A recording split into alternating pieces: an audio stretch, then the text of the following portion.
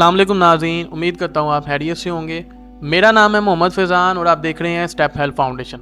नाज़रीन, जैसा कि आप जानते हैं मेरा कपड़े का कारोबार है और इसी के साथ ही हमने ये फाउंडेशन बनाई है ताकि हम तस्दीक करें और हकदार लोगों की मदद करें, ना कि उन लोगों की जिनका काम ही सिर्फ भीख मांगना है। इसी के साथ ही मैं आपको एक ज़रूरी पैगाम देता चलूँ कि हम अपनी फाउंडेशन में सिर्फ लोगों की मदद करते हैं और मदद करवाते हैं। शादियाँ करवाना हमारा काम नहीं है। इसी के साथ ही हम आज जिस घर में मौजूद हैं, तकरीबन 2 माह पहले हमने एक बाजी की मदद की थी अल्लाह के हुक्म से, और उन्हीं के कहने पर हम आज इन बाजी की मदद करने आए हैं। उन बाजी का कहना ये था कि ये माशाल्लाह एक नेक और परहेजगार औरत है, लेकिन ये बेचारी इस वक्त काफ़ी परेशान भी है। लिहाजा हमने इनकी तस्दीक की है तो हमें पता चला है कि इनका अपने मालिक मकान से कोई मसला चल रहा है, तो उसकी तफसील से जो भी बातचीत है वो बाजी से पूछेंगे। बाजी, आप सबसे पहले हमें ये बताएं, आपके शोहर को फोत हुए कितना अर्सा हो गया? कोरोना में फोत हुए थे वो 2020 के आखिर में। अल्लाह पाक उनकी मगफरत करे। उनके जाने के बाद आप अपना गुजारा कैसे कर रही हैं? जब वो थे तो मुझे किसी चीज़ की टेंशन नहीं थी। हम जिस घर में इससे पहले हम दूसरे घर में रहते थे तो उसका किराया 12,000 था, तो वो मेरे शोहर ही देते थे।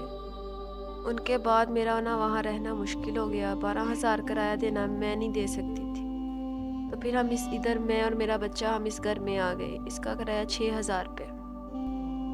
तो बाजी, यहाँ आने की बजाय अगर आप अपने माँ बाप के घर चल जाती या अपना कोई भाई बहन के घर चल जाती, वो ज़्यादा बेहतर नहीं था?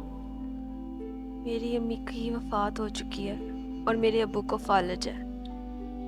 एक मेरा भाई है, वो मज़दूरी करता है, उसकी अपनी भी फैमिली है। अब्बू को भी उसी ने संभाला हुआ है, तो मैं उस पर बोझ नहीं बनना चाहती। उसका खुद का गुजारा बहुत मुश्किल से होता है। तो फिर यहाँ पर आप गुजारा कैसे कर रही? जब मैं यहाँ पे शुरू में आई थी तो मैं किसी को नहीं जानती थी। मैं घरों में फिर मैंने शुरू में मैंने लोगों से बातचीत की, फिर मुझे घर में काम मिल गया लोगों के घरों में, तो मैं लोगों के घरों में करके काम करती हूँ। इसके सब ये मैंने काम इसीलिए किया क्योंकि मेरा बच्चा भी मेरे सामने रहेगा। मेरा बेटा छोटा सा है, वो मेरे सामने रहेगा। वो बच्चे को आप मतलब जब काम करने जाती हैं बच्चे को साथ ही ले जाती हैं? हाँ जी, आप कितना पढ़ी लिखी हैं? मैंने आईकॉम किया हुआ। ये जो आप लोगों के घरों में काम करती हैं तो कितना कमा लेती हैं? 8 से 9 हज़ार हो जाता है। कभी कभार वो खाना भी दे देते हैं और कभी वो कपड़े भी दे देते हैं। अच्छा, आप ना मुझे अपनी सबसे मेन बात बताएं, जो आपका मसला इस वक्त आपके मालिक मकान से है, वो क्या मामला है आपका? भाई, मुझे तो आपको ये बात बताते हुए शर्म आ रही है। जिस शख्स को मैं अपना बाप समझ रही थी इतने अरसे से, वो कहता है कि मैं उससे शादी कर लूँ। उसने मुझे इतनी मुसीबत में डाल दिया है कि मैं दिन रात यही दुआ करती हूँ कि अल्लाह ताला मुझे इस मुसीबत से निकाल ले।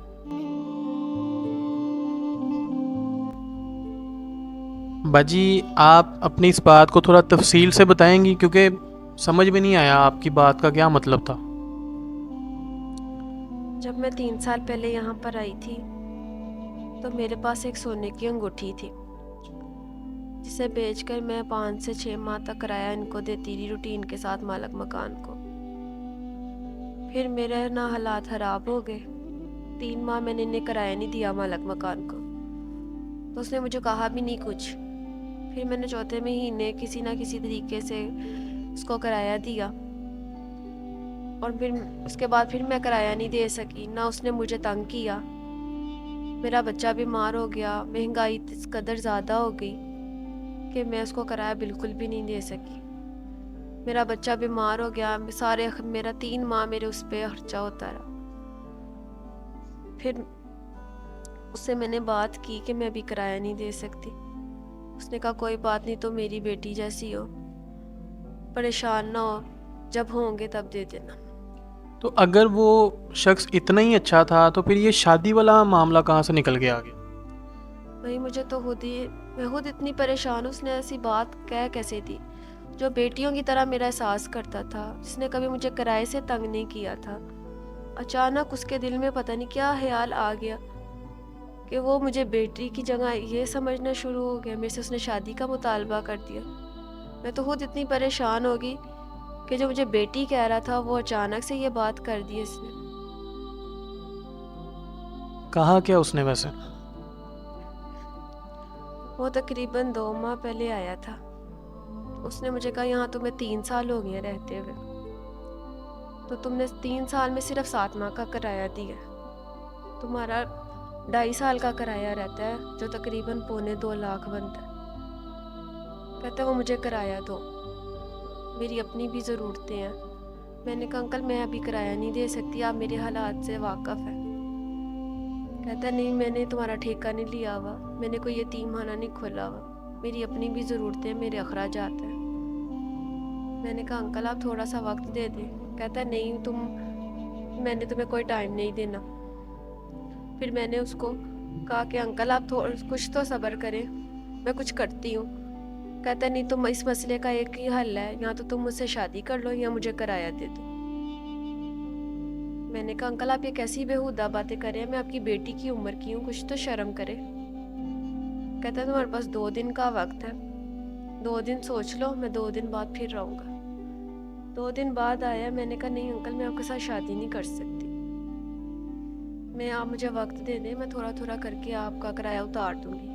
कहता मेरे पास इतना वक्त नहीं है, मुझे अभी किराया चाहिए।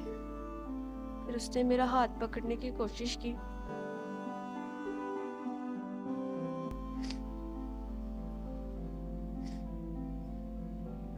मुझे गुस्सा आ गया। कहता है उसने फिर गुस्से में आके उसने भी गुस्सा किया, और गुस्से में आके मेरा सामान मेरे कमरे में रख के ताला लगा दिया।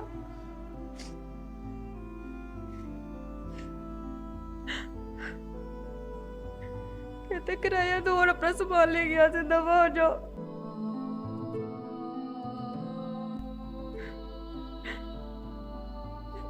दो महीने से मैं इस चारपी पे, छोटी सी चारपी पे अपने छोटे से बेटे के साथ गुजारा कर रही हूँ।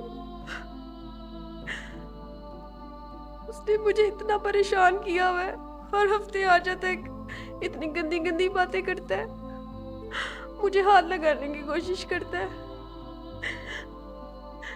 कहता है अगर तुम यहाँ से कहीं किराया दिए बगैर मैं तुम पे केस कर दूंगा। मेरे तो सर पे भी कोई नहीं है, मेरा शोहर नहीं है, मैं कहाँ जाऊँ? खुदा का वास्ता मेरी मदद करे।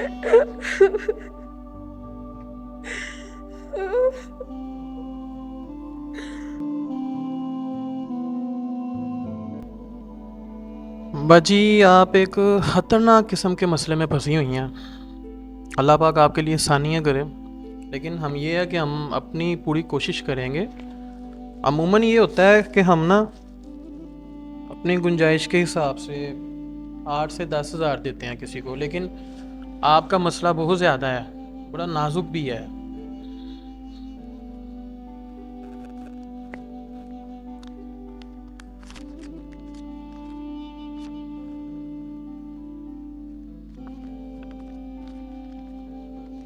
आप ये 20 हज़ार पकड़ें, टेंशन ना लें, बस अल्लाह पाक से दुआ करें।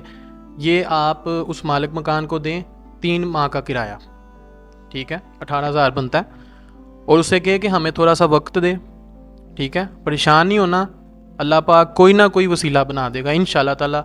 नाज़रीन मैं आपसे भी गुजारिश करूँगा, मैं दिल से रिक्वेस्ट करता हूँ, इन बाजी का ये किराया ख़त्म करने में आप हमारा साथ दें। और मैं इस बात की ज़िम्मेदारी लेता हूँ कि अगर कोई भाई इनका किराया ख़त्म करने में हमारी मदद करता है तो मैं इनको किसी दूसरी जगह पे शिफ्ट करवाने में पूरी मेहनत करूँगा, जहाँ ये अपने बच्चे के साथ खुशी से रह सकें।